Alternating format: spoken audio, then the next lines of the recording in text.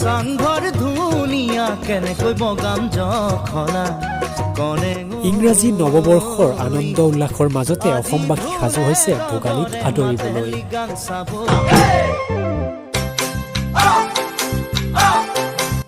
খেতি চপোৱাৰ পিছত উদং হৈ পৰা পথাৰত চলিছে ভোগালীক আদৰাৰ প্ৰস্তুতি। চৌদিশে ভোগালীক আদৰাৰ ব্যাপক প্ৰস্তুতি। প্ৰান্তে প্ৰান্তে চলিছে ভোগালীক আদৰাৰ ব্যাপক প্ৰস্তুতি। ক'ৰবাত যদি সাজি উলিয়াইছে ৰংঘৰ, আন ক'ৰবাত বিশ্বৰ সৰ্ববৃহৎ ওখ অট্টালিকা বুৰ্জ খালিফা। তাৰ লগতে পিছ পৰি ৰোৱা নাই আমাৰ গাঁওখনো। গাঁৱৰ সকলো যুৱক ওলাই আহি নিৰ্মাণ কৰিছে এটি ব্যতিক্ৰমী ৰূপত চাংঘৰ। চাংঘৰ ধুনীয়া কেনেকৈ বগাম জখনা কনেঙৈ আজি ঢোলে ডগৰে মাতে লিগাং চাবলৈ আৰু এই চেগতে মোৰ তৰফৰ পৰা জনাইছোঁ সমূহ অসমবাসী ৰাইজলৈ ভোগালী বিহুৰ আন্তৰিক শুভেচ্ছা।